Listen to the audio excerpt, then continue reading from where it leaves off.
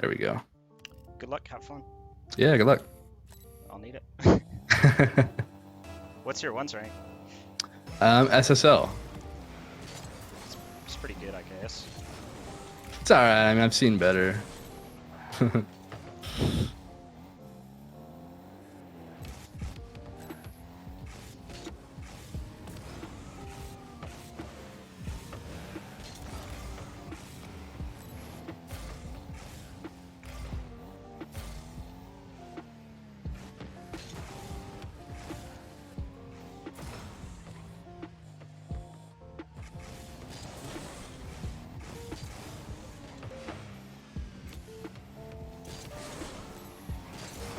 No boost. There we go.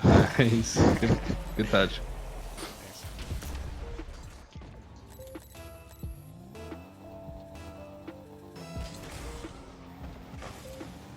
I like it. I like switching it up.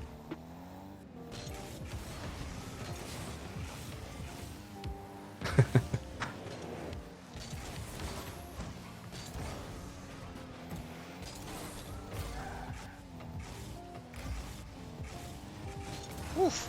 That was a banger. Thank you. How fast was that? Jeez Louise.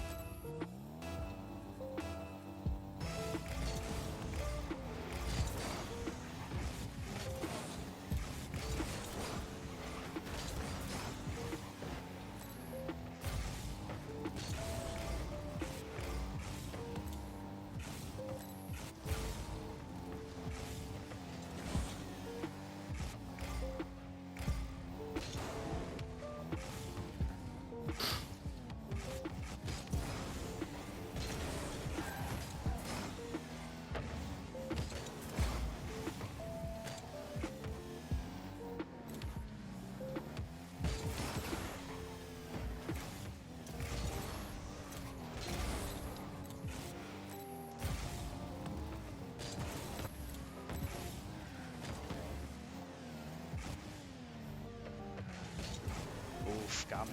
That was clean. Good shot. Thank you.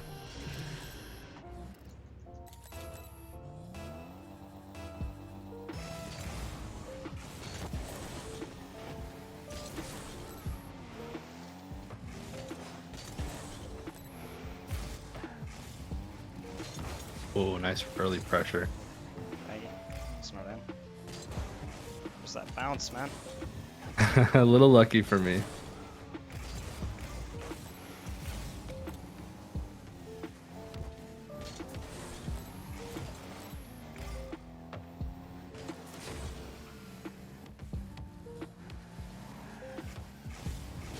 Nice. Thank you. I do panic when the ball's like really slow on the back wall sometimes. And Small coming out- ball. Yeah. Yeah, small ball is tricky. It's like specifically on my own back wall like that. I get a little panicky because I know I concede stupid goals there before. That makes sense. Yeah, no, it definitely does. I feel yeah, I'm the same way. A lot of the mistakes that I mean, obviously like SSL's a little bit better than GC2. Not honestly, not too much, but a lot of the mistakes that you make, I make too, just at a different scale. Yeah. So I feel that.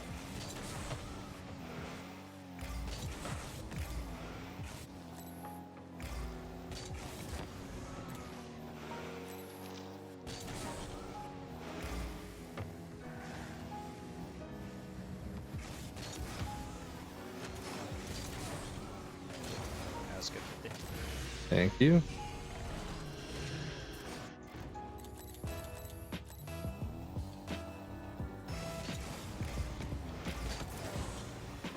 Just go in. It might. Nice, good pace.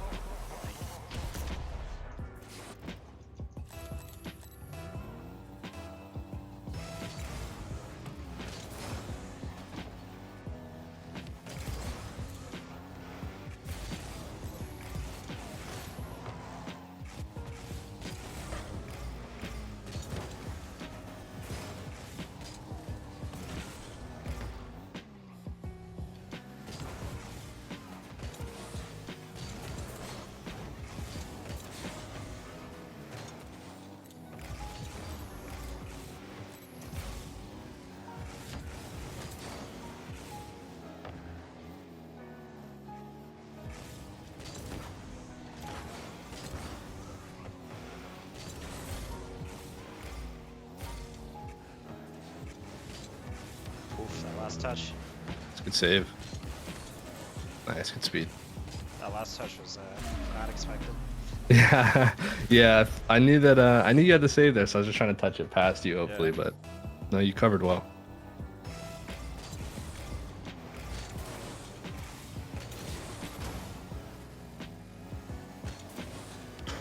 Oops. I meant to do that. I just want to get in your head. Yeah. It's a mental game. Oh my.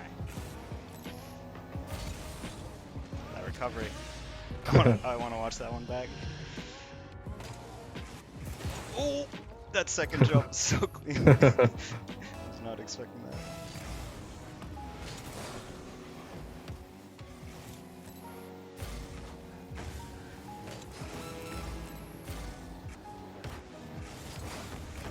Close. Close.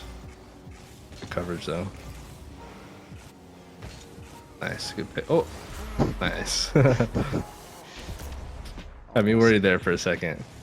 What did you do at the end? I missed it. Did you flip reset?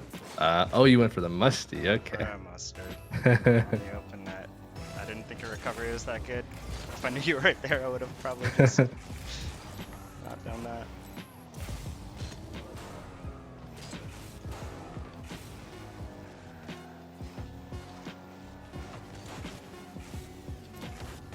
Nice catch. Good patience.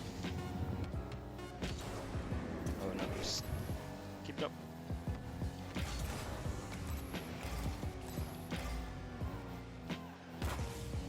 Yeah.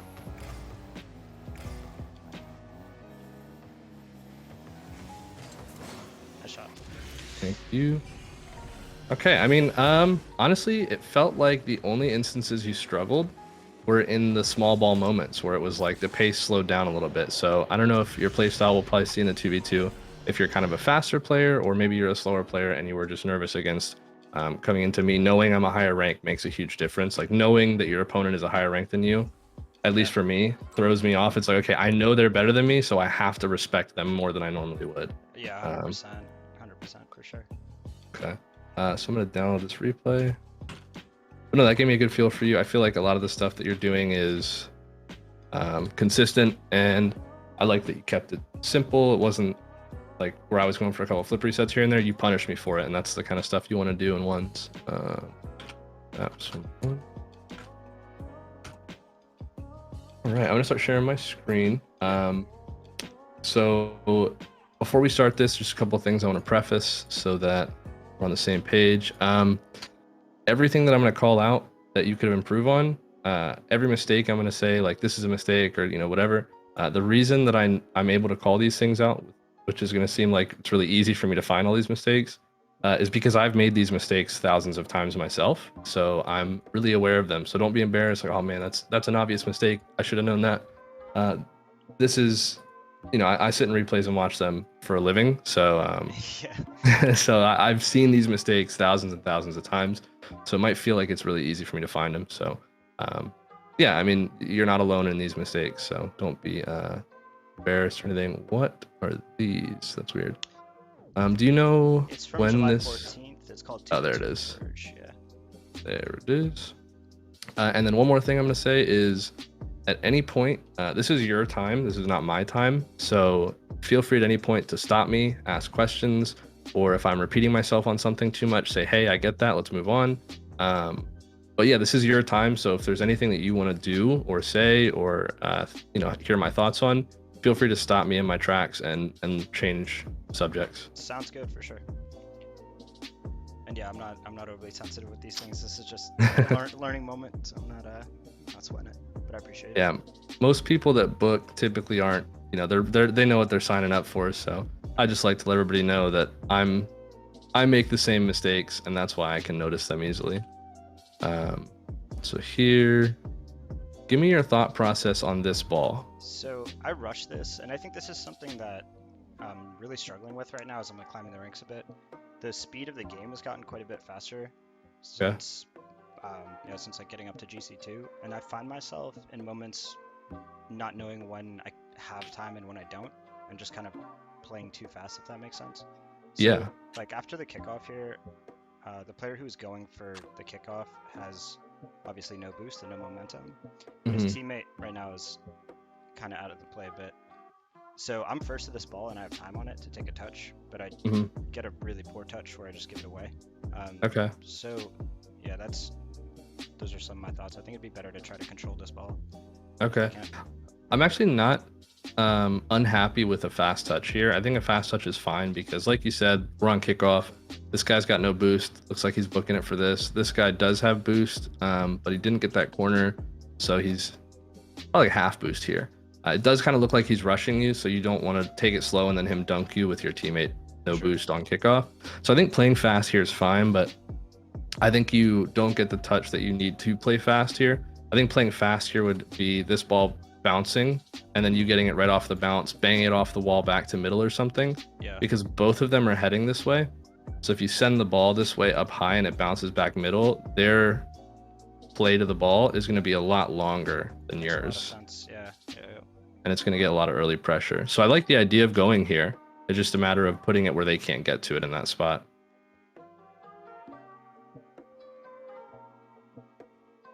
Nice. I like the pressure. Nice. Yeah, you guys score off of it. So yeah, like I said, that play wasn't too bad. It puts him in a weird spot. You ended up dunking the guy's hit. We get a little lucky that his hit isn't better, but it still results in that same. Like I said, playing faster is good and it works out. Nice. Okay, give me your thought process here right after this challenge. I think challenge is good. I think your kickoff's decent here. You turn really early, get the challenge. That's good. Now here, what's the thought process going through your head? What I want to see myself do here is actually turn the other way and go back post, try to grab some pads. I'm treating this like I could continue to chase and apply pressure, but I have no boost to do that. Okay. So I think it'd be better to just rotate out, grab pads, and try to get behind my teammate, let him challenge first. Yeah, I agree with the cut back. Rotate back post, though. We did just see him challenge. Maybe you didn't see it in the heat of the moment. I don't know if I saw that. We see it on our screen. No, you get a good challenge. He just also dives in with you, maybe thinking you're not going to get one. And this is fine because it's a hectic situation. You can't avoid every single double commit when you're no comm solo queue. So it happens. But you just have to recognize that he does dive in there because then landing here and then turning near post is the play. Because he's not near post. We want somebody covering it. So essentially just getting ahead of the ball because they're going to have to come back this way at some point. So you just want to be there for when they do. So would you grab like the pad right down the middle of the goal and like the 6-yard box or like that? Probably like that. Either that or this, depending on what they do here. If he tries to cut this in, then you want to be close to him and you'll probably figure out what he's going to do as you're passing this pad. Okay, he cuts it in. Great. Let me turn and apply pressure right away. Oh, he's going up the wall. Let me go to backboard. Makes sense. But in general, a good rule of thumb, and 1v1s teaches this to you really, really, what's the word I'm looking for? Consistently. How often do you play 1v1s? I mostly play ones. Oh, nice. Okay, love to hear it. So you probably know then, anytime you're ahead of the ball like this, you're not as efficient as you could be in covering the play. So it's just in general, we want to avoid, if you watch pro gameplay, even if they just play ranked, you'll notice how often they're not past the ball. Yeah. They're almost always goal side of the play. Definitely. So yeah, here, that's the indicator is, okay, I'm past the ball. I shouldn't keep going this way. Mm-hmm. Yeah, because I'm just stuck under the play. There's not too much. Not an easy way for me to get a good hit there. Yeah, you've got to play, but it's not your best one in that situation. But you actually ended up bailing your teammate out really well here. He seems like slow to this, and you recognize it, which is good. That's a goal if you don't dive in. Here, instead of going for that corner boost, there's a couple reasons why going for this corner boost isn't good. The obvious one is that we're not moving upfield with the play. But the not so obvious one is that we're taking this boost as the play is moving upfield. And by the time we get upfield with that boost, the play might be coming back. And now on our way back, we don't have that boost. Yeah. So usually want to grab boost, like these back boosts, you want to leave for when you're on your way back most of the time. If the play is moving this way with you, that's fine. Grab it and go. But yeah, usually the way that I think about it is, Anytime you're not moving with the play, so here, play is moving this way, you're moving this way, we're actually creating distance as time goes on between us and the play. So we're further and further from it, creating a larger and larger gap. You always want to prioritize moving with the play and getting whatever boost is on the way. So in this situation, your teammate's applying pressure here on this side. This guy's either going to switch sides of the field or he's going to try and cut it back this way. In either circumstance, just take the circuit of paths. Yeah, this is your play. And then once you get to about here, you're either going to see that he's going to switch it across. Great, let me grab this mid boost. Or he's going to turn it back. Okay, I can always curl back on these pads. Makes a lot of sense. Yeah. So you always want to go to where you need to go, which in this situation, this is where you need to go. A straight line looks like this. What boosts can I get that keeps me as on this straight line as possible? Pretty close to it. So you always want to get boost on the way to where you need to go. And then from there, decide, do I have time to get boost or not? But I call pads the option play because they always give you the option. 100 pads don't give you the option most of the time.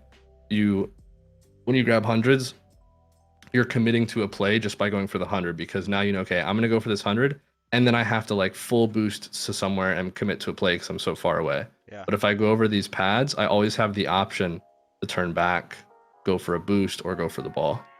Makes sense. I think part of it's being like exactly 0. If I have a 20 boost there, I know I can get supersonic right away and take the pads. But in my head, it's like faster to grab 100, which it's just not. I could already have been there with like 40 boost and been fine. Now you grab that boost as well. I don't know how much he has here. He might have gotten the corner, but even if he did, now he doesn't have that back corner boost either. Yeah. And then watch what happens now. So we make our play, whatever, boom. Now that corner boost is up. We're under pressure. First man can go take it from us. Yeah. We got lucky. He just misses. Nice, good patience, good read. Nice. I like the pace. Yeah, I saw him up. I think your pace was good there. You just got to recognize you have him beat, but sometimes it's not possible. The angle we have, I don't think anyone's wrong with that play. So here, another instance of we're not moving with the play. Plays like he's playing it forward here. You're going away from the play, right? Here we want to kind of move with it. Give him that option to have a pass middle if he needs it. Because there's nobody challenging him. Getting behind him doesn't help us too much here because there's nobody challenging him. That makes sense. If somebody's over here, I think this is good. But because it's so open, play that midfield. Then when somebody goes to him, they've got a lot of distance to cover. He's going to have a lot of time to decide to pass. And obviously this is solo queue, so odds are he might not pass at middle. But we still want to give that option because it doesn't only affect him, it affects our opponents too. If our opponents see us middle, now they're thinking, I have to cover both of these. I have to cover a pass middle and a shot. And it just gives our opponents more to think about. And then it gives us, hopefully if they make the right play, more options to use. So now here, if you're middle, maybe one of these guys, instead of them both stacking up on this challenge here, maybe one of them sitting middle, which gives our teammate a beat into space. Yeah. Nice, good fake. Nice, I like that pressure. So awkward.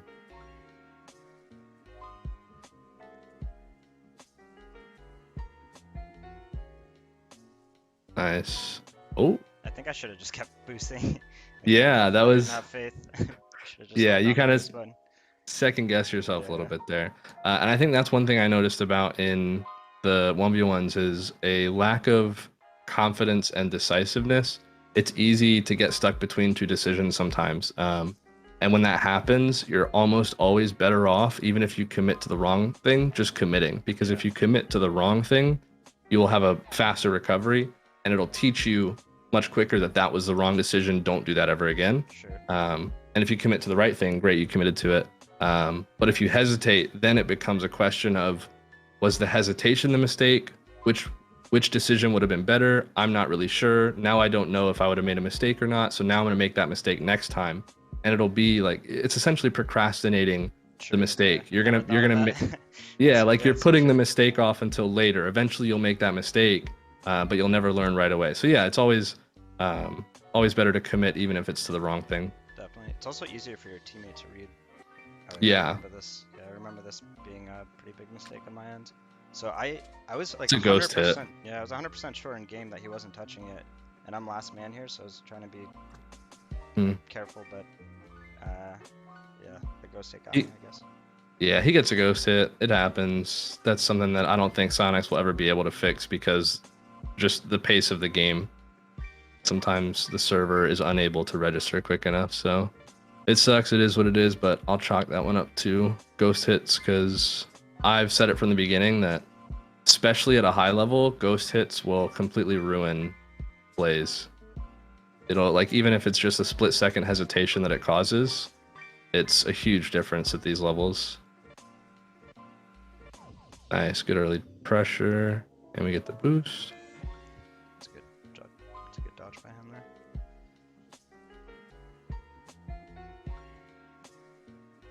Okay, I think you're too focused on boost starving this guy. Because I think you do well here. You're in a good position. The opponent's really awkward. I think here, let him go for that boost because you use all your boost to get to it first. You could have had 50 boost or so here. Yeah. Based in the play. If he goes for this boost, he's here. You're here. This guy either hits it out wide and you control it, and now there's nobody back because he's here.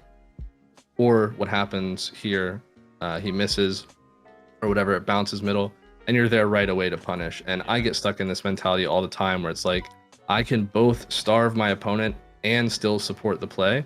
But if you're here now, you're scoring, right? Sure. But because we're 2 seconds later because we starved that guy, now we're rushing in from further. We feel a little bit more awkward about our play.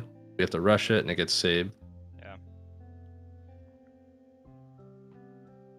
Always play first, boost on the way.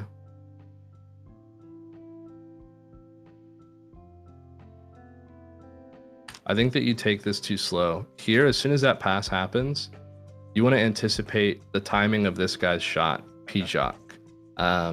Because this ball is about to speed up and change direction, and we want to be moving as fast as that speed up already is going. We don't want to see him hit it right here and then catch up to it. We want to anticipate the pace of it. So here, this position's fine if you had anticipated the pace and started moving quicker, so that when his shot happens, you're now moving the speed that the ball's moving already, and it's coming to you at the pace that you're moving instead of having to react and then speed up. So you're saying like do like a quicker power side and start boosting at the same time? It's like, don't let go of boost from here. Yeah, just keep boosting through the turn. If you just kept boosting through here, you're reading his shot, and I know you're afraid of it going top corner and it being behind you, but that's where you just have to give your line enough space to time that top corner shot still being ahead of you if he takes it, while having enough speed to get across the net if it's a far shot. Yeah, if this was on target, no way I was going to make a save. I knew that in game. That makes sense. I just have to be quicker. Yeah. I like the idea. Idea was good. Passes, I think, are harder than shots, to be honest. So it's going to take a lot of practice going for him, but the idea is what's important. Yeah, I mean, you're never going to get better at it not going for it, so I like it. Yeah. Whoops. It happens.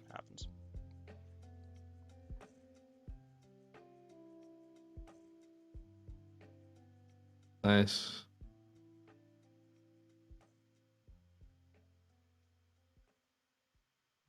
Risky. That's a little overcommitted. It works out. They make a mistake. We get lucky, but here, your approach is fine. This is fine. Here, as soon as we see him landing under it, that's when we kind of want to let go, take a second to assess what's going to happen, let it happen, then dive. Just a matter of recognizing that he was still under it. Yeah. And that's kind of playing into what I was saying at the beginning of this replay, just not knowing.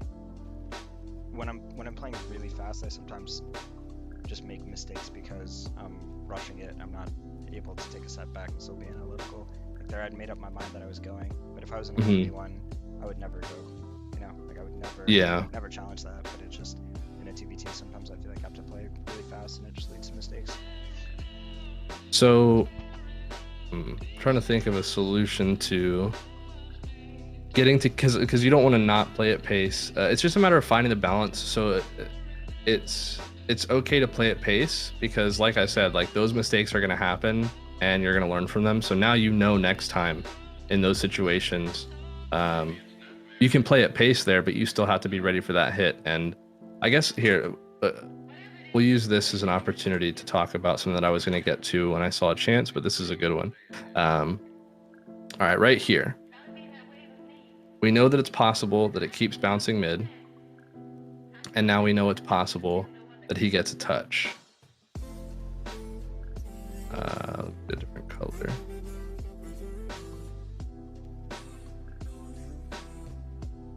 Okay, there we go. It either bounces mid or he gets a touch forward. Of these two, or maybe just a touch in general, doesn't matter where. Of these two touches, he gets a touch or it bounces middle. Which one requires more urgency? Bouncing middle. And why is that? Because if it spills out middle, his teammate's there to follow up. And if it's a touch that he's taking, I don't think he's gonna have enough momentum to generate something really threatening as he's still like awkwardly recovering here. Okay. I'm gonna disagree with you, and I'll tell you why. If this is less urgent because this will take longer to happen, so we'll have more time to react to it. This is gonna happen sooner, so we have less time to react to it. So if this happens, it might be slow, but like you said, if we're diving in like that, we have less time to react to it because we're closing distance quickly. This, if it bounces out middle, even though we're closing distance quickly, it's still gonna be something that we have time to read and figure out what he's going to do. So in these situations where you see that there are and the first step is recognizing that there are multiple outcomes. But once you see that a situation has multiple outcomes, you want to ask yourself which one of these situations, because there could be 3, 4, maybe 2, doesn't matter. But of all these situations in front of me, which one is the most urgent? Meaning which one threatens my team's possession more? Which one threatens that the opponents keep possession or get possession or take a shot? And in this one threatens it more.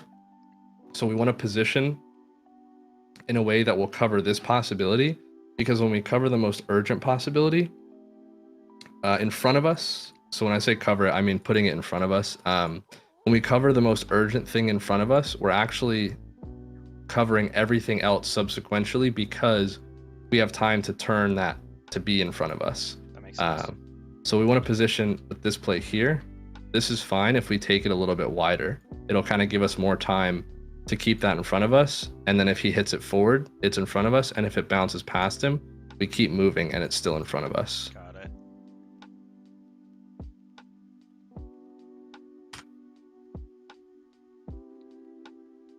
So would you say I should be just taking it wider, or should I be turning and going back, like fake challenging almost?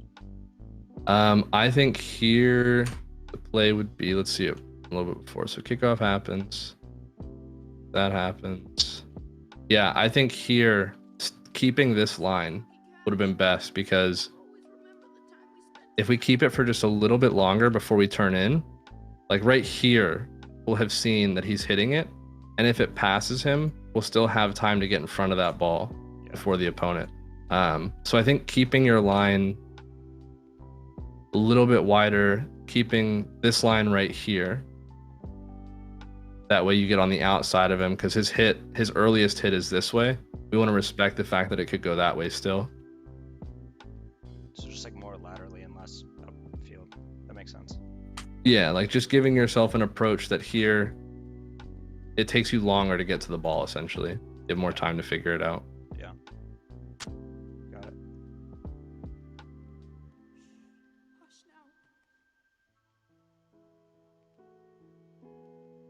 Oh, I remember this. It's not the best. Did you see the bump happen? I thought they were both going to miss the ball. Like, I was 100% sure they were both going to miss the ball, and then I thought I was going to be an open net. I don't know why in-game I was just like 100% confident, because in the replay it looks like one of them's going to hit it for sure. Yeah, I was going to say, here we have to respect even though they might miss it, it's possible that they hit it, and more often than not, they will hit it here. And so even if we go and score this, if we do this 100 times, Yeah. I'd say like 80 times we get beat and just dive in. So it's worth missing those 20 goals to make those 80 saves. Yeah, I mean, I agree with that for sure. I think one of those two players is gonna hit that ball most of the time. I don't know why in game I was like 100% sure they wouldn't. But even if they miss, it's so hard to read when players are about to make contact and the ball's moving fast. It's so hard to make those reads in game, especially when there's more than one player on the ball. You don't know how that hit can go. And then they get those ghost hits half the time, and it's just hell. It's just way better to not ever overcommit like that. Here, are you thinking when you push in here, because you wait a while to push in, are you waiting to get the read on this ball and then push in? I think I was just slow to it, yeah. Okay, because if we want to go for this ball quickly, we want to be like not slowing down here. Just keep going, keep the pace. We've got him beat. But then here, when we slow down, there's no threat. No way that they score this. Like literally 0% chance that this guy puts a shot on target. His best option here is to pinch across or bang it off the backboard in the middle. And in both those circumstances, so those are the two possibilities here, right? So we've got the possibility it banks off the backboard middle and the possibility that he pinches it across. Of these two, which one do you think is more urgent?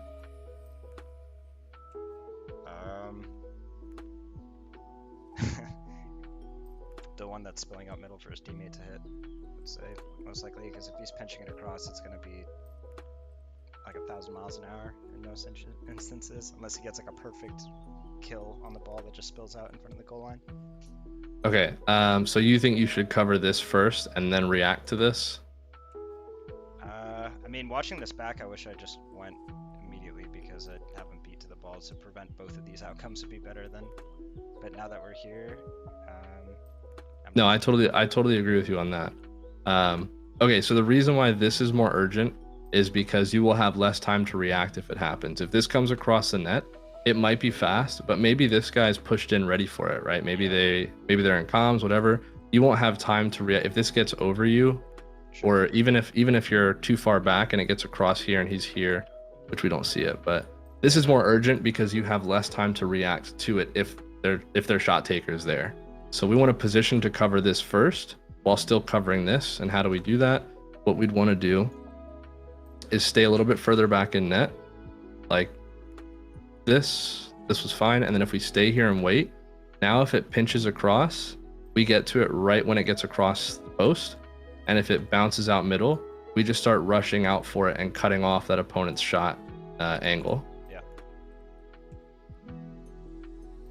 Waiting behind this post here is like your best friend, because if you're waiting here and it ever comes across middle, you're shutting it down before it ever gets scoreable.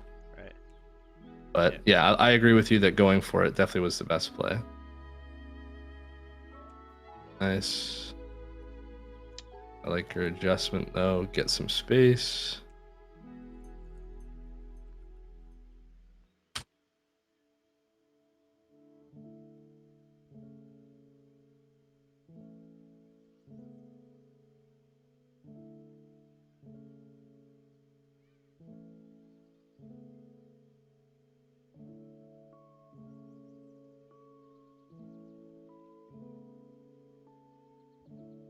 I don't like how far you stay from this play. I like here, you don't have a play, you pressure early and then you leave.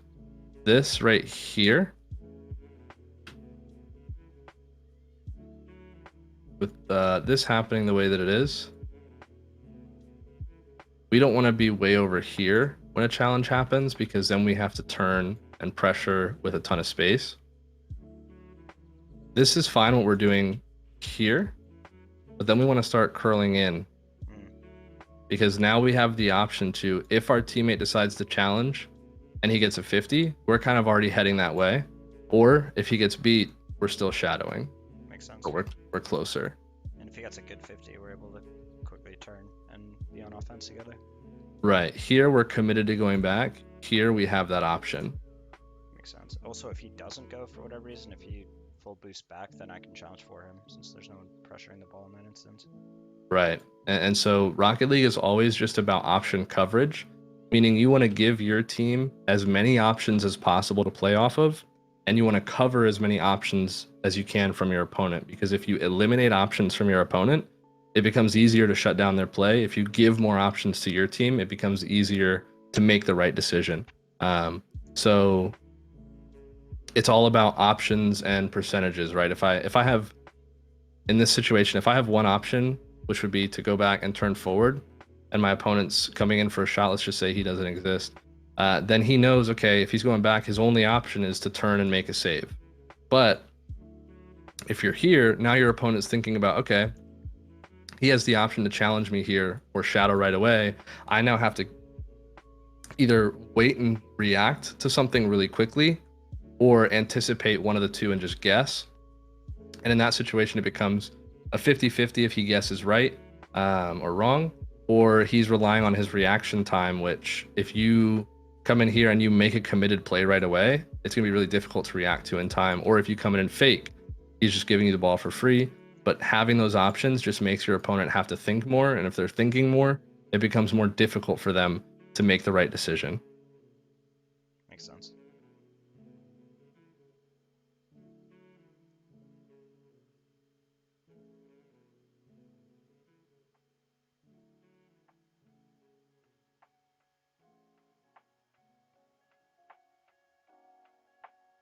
I think here, right when we get this 50, we just leave. We're low boost under the play. And even if we get up to this and flip it middle, we're floating upfield for a really long time. So our teammate has to score or has to 2v1 possession. Yeah. So just leave a little bit earlier here. Yeah, that makes sense. Jumping off the wall with no boost is never good. Rarely good. Yeah. But yeah, the right idea. Yeah, nothing is never or always in this game. There's so many different outcomes here. The play, this is fine. We get a little lucky there. What happens? As soon as that happens, we want to turn back because that wasn't a pass to us and he gets bumped off of it. If it were a pass to us, he'd have flipped into it. So because it isn't a pass to us, we just go back right away. Here, play speeds up dramatically. We stay slow. So play's moving quickly, creating distance between us. We don't want that distance. We want to maintain. So we want to be close enough to where we can jump in and make a play, but still far back enough to make a save if something goes wrong. And so here, we're far back enough to make a save if something goes wrong. Sometimes, because if they 50 it and they keep it, they're really far from us. They have a lot of space. But we're not close enough to dive in if something goes right. So we want to be as close as possible while still covering the bad play. Does that make sense? Definitely, yeah.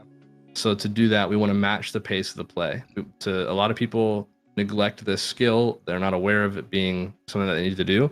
And matching the speed of the play is one of the most important things you can do because it gives you the position to have options where if the play speeds up, you don't have to speed up as much to catch up to it. You just match the pace that it speeds up because you're already going as fast as it.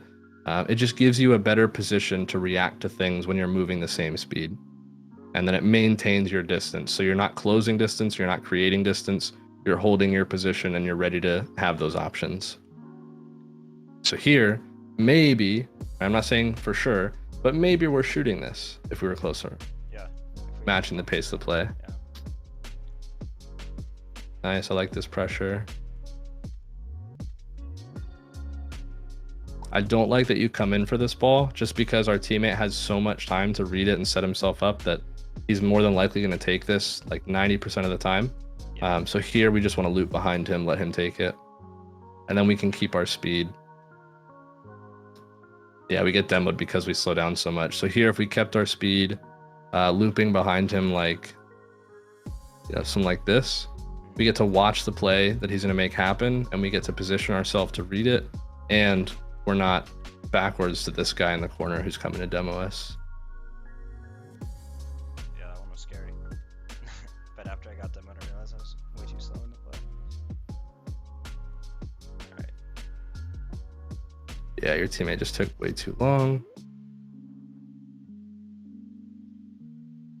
Yeah, it looks like you're more comfortable at pace. And so you want to play on that strength. You can set the pace of the game. So I know that you said you're playing at pace because sometimes you're worried about the pace being faster than you're normally used to. But from the gameplay of us playing slow in that 1v1, it does seem like you're more comfortable at pace. Part of that is confidence. And like I said, you want to make decisions and stick to it and be okay with either result, because you want to look at Rocket League not to win, but to improve. If this is the mindset you're in where you want to rank up and improve, you need to be in the mindset to improve, not to win. There's two different mindsets. There's improving and there's winning. When you're playing to win, you're playing safe, you're staying within your boundaries, you're sticking to what you know. And that's when you play to win because you want to rank up, whatever. But when you're playing to improve, you have to be okay with losing rank, because Rocket League is all about 1 step back, 2 steps forward. So let's say this is your rank. You're this rank because you have skills 1, 2, and 3. The rank above you has skills 1, 2, 3, and 4, and the rank below you has skills 1 and 2. You need skill 4 to rank up, and you're not good at it, so you start practicing it. When you're practicing it, you're making more mistakes than you normally would because you're playing outside of your boundaries. You're not playing to win, you're playing to improve. So when you're playing to improve, you're making more mistakes because you're pushing yourself to do things you don't normally do, that you're not comfortable with, you're not used to. So while you're practicing skill 4, you rank down, but you still got skill 1, 2, and 3. You're not a worse player because you rank down. You're just playing worse overall because you're adding in something you're not used to. While you're playing at this lower rank, it becomes easier to practice this because you're not getting punished because you have 1, 2, and 3 to make up for it, while everybody else is just 1 and 2. And you get more opportunities to practice this, and then eventually you get good at it. Now you're a whole rank below where you were with a whole new skill, so it becomes incredibly easy to rank back up to where you're at, and then you slingshot past that to the next rank because you have that skill.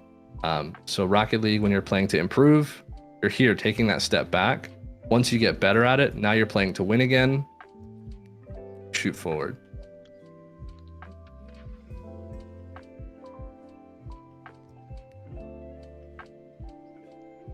So playing at slow pace requires that confidence because you have to trust your gut in telling you, okay, this is what's going to happen. This is how I have to handle it, whatever. So it's a decision. It's not an easy decision.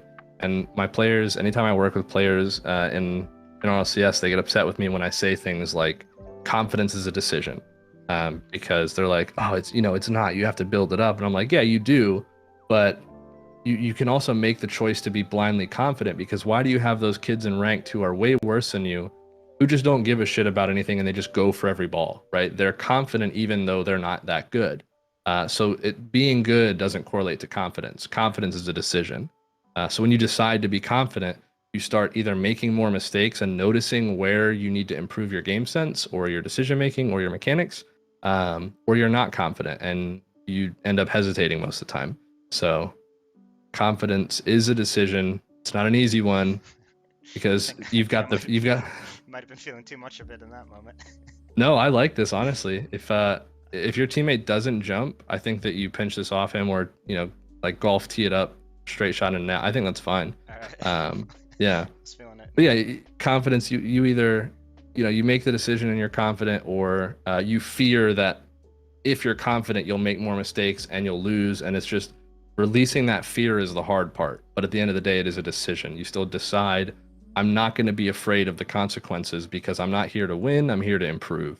Yeah, that makes a lot of sense. I think that's a good mentality to think about while I'm on the grind up through the ranks.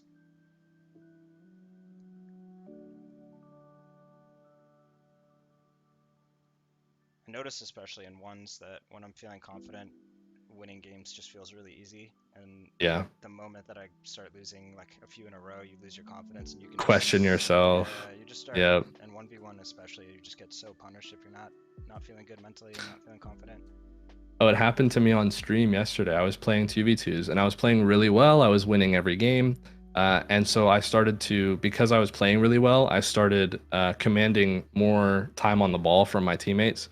And I was chasing, I'll admit it, I was chasing. But when you're playing better than everybody else in your lobbies, chasing is a good thing, because when your touches are more valuable than everybody else's, you getting more touches is a good thing. So anyway, I was chasing, doing well, and then I ran into this kid who just wasn't meshing with it. He was also kind of in a mentality of chasing, and he said something like, "Stop chasing." And I was like, "Okay, you know what? Like, I'll give him the benefit of the doubt. I was chasing. Maybe he's just not the type of player who's comfortable with that. So whatever." So I started playing differently to accommodate to him, and I started playing worse because I wasn't as confident. I was like, "Okay, chasing. I was confident about it. I was doing what I Yeah. thought would work." Now I'm thinking about playing around him, and I started playing worse, and then it just started going downhill because I started questioning myself, even the games after that. So yeah, it's a huge impact on your play.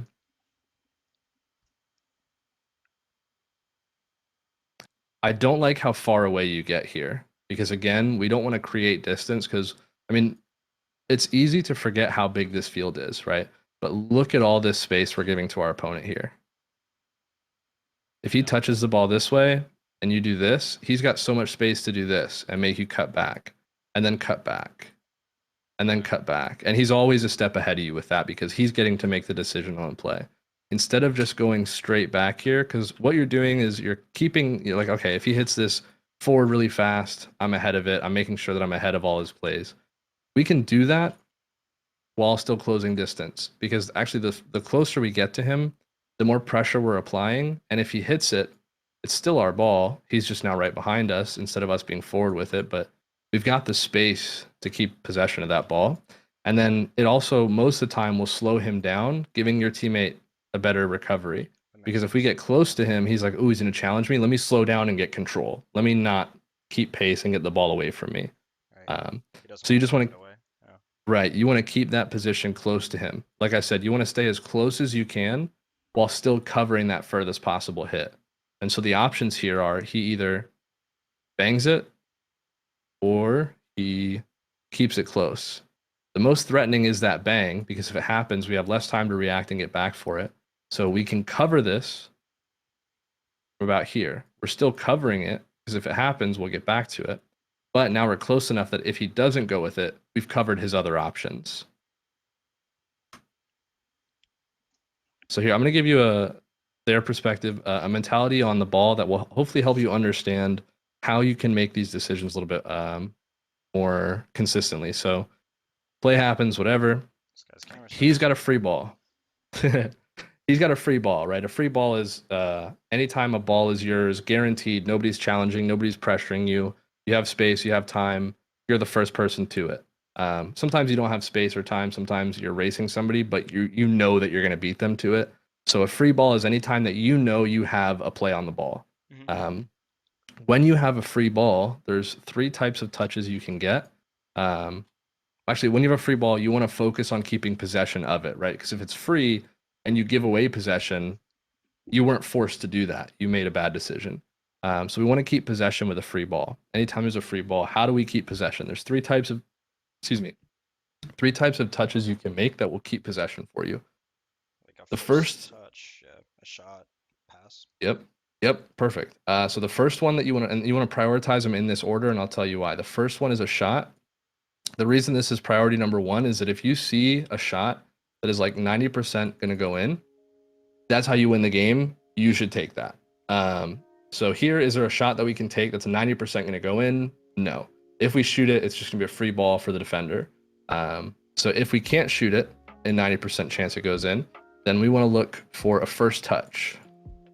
The reason a first touch is second is because doing things on your own is more efficient than doing that same thing with somebody else.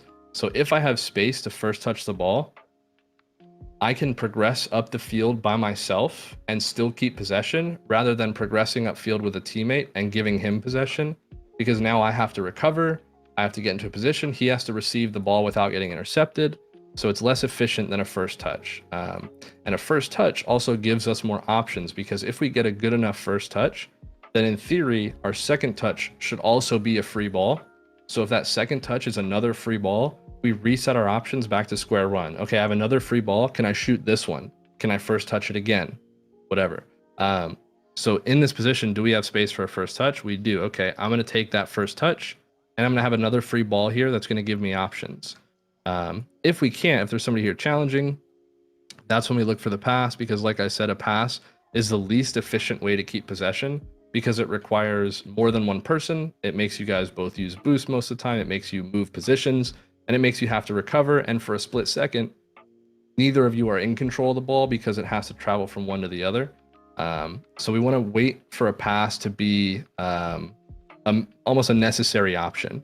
And that doesn't mean you shouldn't pass if there's space in front of you, right? Because if there's somebody here and there's actually a time where passing is more efficient than a first touch. And it's when the pass itself will beat an opponent. It will take an opponent out of the play. So if we have somebody here challenging you and there's a teammate over here, let's say we're here, we can get a first touch. Maybe there's space for it, but that first touch doesn't beat the opponent. That's when a pass is more efficient because that pass will beat the opponent. The first touch, we're still going to have to do something after to beat the opponent. Does that make sense? It does, yeah. So you're passing and trading one for one. So with that mentality, now as the defender, can this guy get a shot off that's like 90%? No, he can't. Can he get a first touch? He can. So that means that's probably what he's going to do.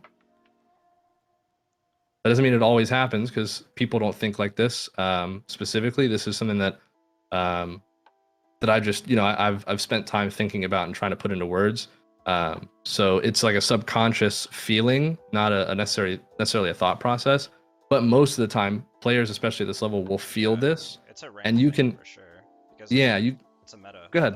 At the higher levels, like the meta is to maintain possession right now. Possession is huge. Right. And so absolutely. You don't see as much booming of the ball away when it's not contested like this. So you can expect in a GC lobby that this person's going to control the ball the majority of the time. Right. So this thought process is going to give you the ability to anticipate your opponents more. And it's going to give you the ability to cover those things more accurately. Because when you start thinking like this, you're able to read your opponents better. Okay, now I know this is a thought process. I know he's probably going to first touch it. I'm in a position to cover that first touch so that he doesn't have space for a free second touch. I want to make his second touch. I want him to work for it. I want him to, if he messes up his first touch, I can punish it. And I want him to know that, because if he knows that, now he's more likely to mess it up because he's thinking about, ooh, I can't mess this up. And even if he doesn't mess it up, we never committed to anything. We're just there. We're just there to say, hey, right when you mess up, I'm punishing you. And that's just pressure. You're there to apply pressure. You don't have to commit. Anytime these three touches aren't available, you go for a clear, but that's not a possession play. That's I can't keep possession. So if I can't keep it on my side, let me just not keep it on their side.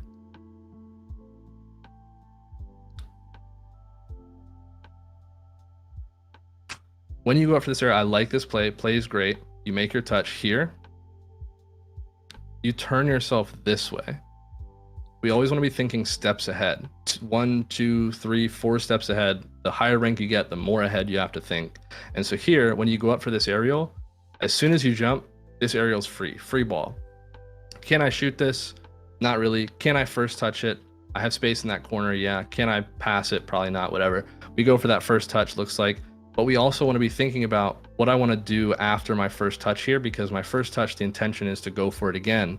So I want to be thinking about my entire movement. As soon as I touch this ball, I want to be thinking about, I want to have already thought about my landing. So I want to already think about how I'm going to make contact, what position I'm in, and what position I need to be in when I land. How do I get there between here and here? Which realistically here, we don't have to do much. We just kind of stay put. Hold power slide.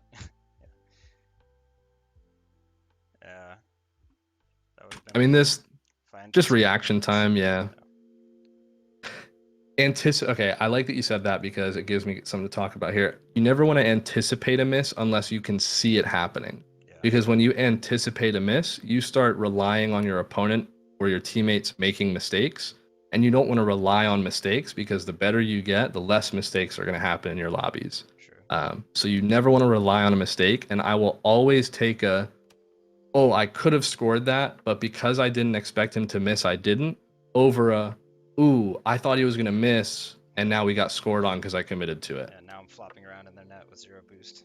Right, so this play is great. You're just forced to react here. Reaction time is something you can work on, but not in Rocket League specifically. You can work on it elsewhere. You can go on a website. If you type in like reaction time online or something, reaction trainer, there's websites you can use that will, like, when this flashes green, click, and it'll tell you your reaction time to it. Stuff like that will help. But yeah, this is nothing wrong with not anticipating a miss there.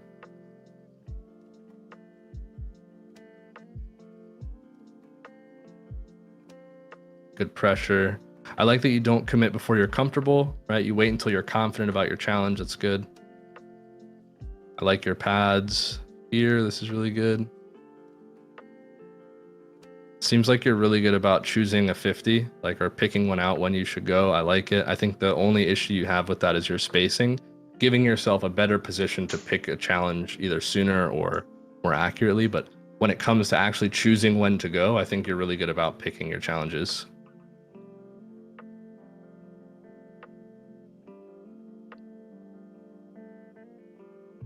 Here, this position is actually not as good as a position you could have, which would be here. And the reason for it is because when you're here, what you're doing is you're playing afraid. You're playing a what if scenario, which you want to respect possibility, which the possibility he gets dunked is there, right? But what you're doing to respect it is I'm in a position to just give him enough time to get back and then one of us can go. What you want to be doing is I want to be positioned to where I can pressure that if it happens, because then I'm controlling the play while he's getting back versus I'm just waiting for him to get back before I challenge. Does that make sense? Can you? Yeah, I'm a little confused. So Yeah.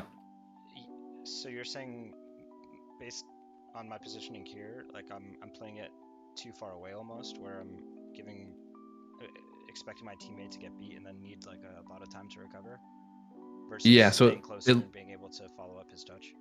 Yeah, what it looks like you're doing here is if he gets it over, I'm close enough to commit and score, but I don't want to be too close to where if that doesn't happen, all of a sudden I'm too close.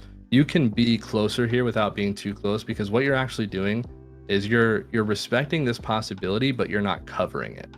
And what I mean by that is you're positioned to cover if this happens, right? But not a loss. Yeah. But if this happens, you're just positioned to not get scored on.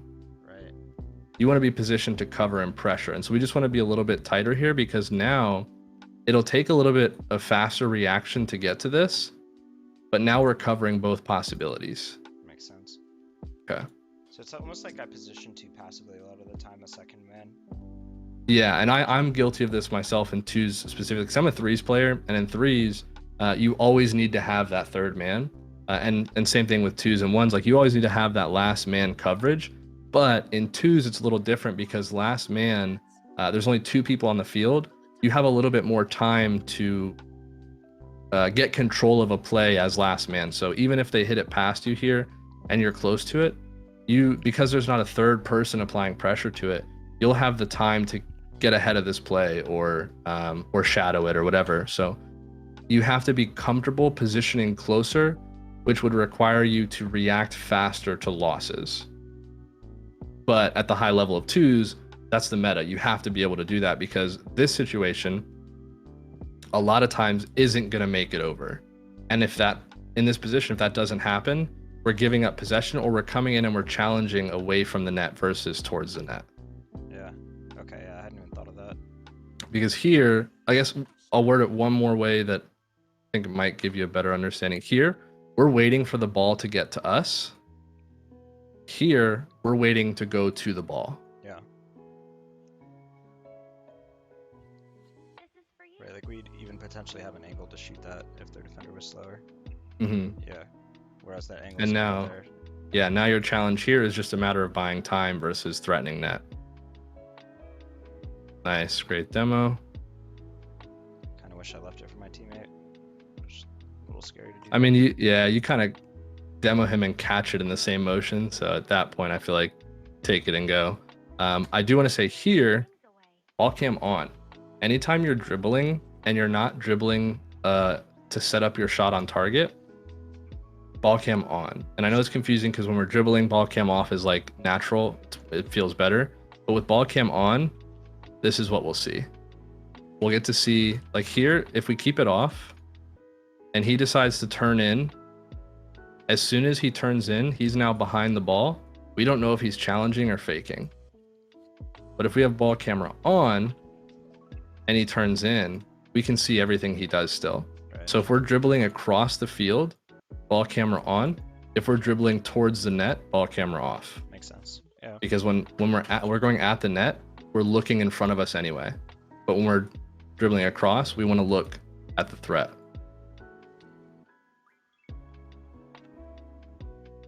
It would give you more control of that 50. You have more information to base your 50 off of.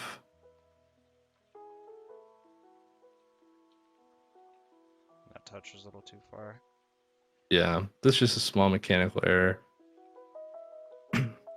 Again, here, notice how wide you're playing. We want to make sure that we're closing distance because we're too far. Whenever you're too far, you want to be closing distance. Whenever you're too close, you want to be creating distance. Yeah. But you essentially want to find that sweet spot again where, you're close enough to punish immediately on a mistake, but far enough to save any shot they take. Does that make sense? It does, yeah. It seems to be like a running theme here. My rotations are just too far out of the play. Here again, we're waiting for that ball. You're saying, if my teammate can get it across, I'll dive in, but that's the only time I'm going to apply pressure. If he loses it over here, I need to be so far back that if they just bang it on target, I'm there. What you need to do is be closer so that if he bangs it, you're immediately applying pressure to the play. Either you collect it, or if he just catches it, whatever, you're there to slow him down to give your teammate time to get out. But when we're this far away, we're actually giving our teammate less time to get out because our opponent can speed it up and keep possession because they don't have somebody close to take the ball if they hit it far from themselves. Make sense? It does, yeah. Okay. So yeah, I think you're right. That is somewhat the running theme. Well, your teammate didn't look for that. That kind of sucks. Yeah. That was a really good idea. That's a goal if he stays. Nice. Are you using air roll right binding or is this regular air roll? It looks like the binding. It's arrow right. Okay, so you're using your joystick and air roll right? Yeah. Okay. I have found myself overusing this, so I've actually taken the time to unbind it for a little while and get used to regular air roll again, because I found myself only using air roll right. And when that happens, I'm actually, even though when you're using an air roll binding, your joystick, you still have more movement than a regular air roll. When you're limiting yourself to only air roll right, you're actually cutting out angles that you could get elsewhere. And for me, I got too used to using right, so I had to unbind it for a little while just to get used to regular again. But it's a matter of knowing when and when not to use it. Here, we don't want to air roll right because air rolling right doesn't do much for us. We're not getting around the ball well with right. If anything, we want to air roll left here, right? Because if we air roll right, we're putting this part of our nose, we're moving around to the outside of the ball. It's essentially putting us in a position to hit the ball out. Yeah. But if we air roll left here, that's what's going to give us towards the net. So have you always used air roll right or bindings for air roll and not the regular air roll? I've used regular air roll. I have regular air roll on left bumper along with power slide, and then I have air roll Same. on the right bumper. And so Okay. I just use a combination of regular air roll and air roll right. But I agree, like here, if I just flew in a straight line towards the ball, got a soft touch, and maybe just a little bit of air roll adjustment off of the wall to get that first touch, and then I could switch over to air roll right once it's in control, that'd be better. I think this is like a tricky setup to work with since the ball's off the wall, and I just kind of panicked a little bit, and I'm not really sure what I was trying to accomplish there, honestly. Okay, and I haven't seen your aerials too much because in twos there's not as many, but if you find yourself using air roll right like all the time, you're probably using it too much and it's probably hurting you like right there. So I would suggest unbinding it so that you can't use it for a little while and go into rings and get used to regular air roll Nightmare. again. Yeah. But yeah, I think I agree with you in the sense that most of your errors are coming from giving yourself too much space between you and the play, so that you end up having to close distance and then make a play, which you're putting yourself at a disadvantage by doing that. Sticking closer to the play, applying that pressure earlier, moving with the play, not away from it to get boost, or moving with the play to close distance when you're far from it and apply pressure. But it's all, and you play a lot of ones, so you should be able to integrate this into your play well. Try to play ones with the mentality of never giving your opponent free time on the ball.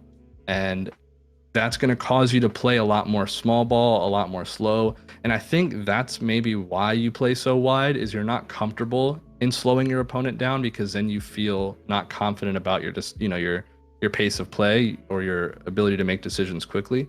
But if you force yourself to start playing that way more, you'll get used to it more. You'll get punished for the mistakes you make. You'll notice them sooner, and you'll knock them out sooner. So try playing some ones with the mentality of not giving your team or your opponent any free time on the ball. And you're going to start to learn when you should stick around really close, when you should be playing pads, when you can just focus on the ball, when you need to go for 100 pad. It's going to teach you a lot better how to handle those situations closer to your opponent. It's very good advice. I appreciate it. Is there Yeah, absolutely. anything mechanically that you think is like urgently needs to get worked on? Recoveries. I think your recoveries could use work, and that's again thinking ahead, being able to think, this is what I'm going to do, this is how I need to come out of it. And when you make a play, you always want to have the plan of, this is what I'm going to do if it works, this is what I'm going to do if it doesn't.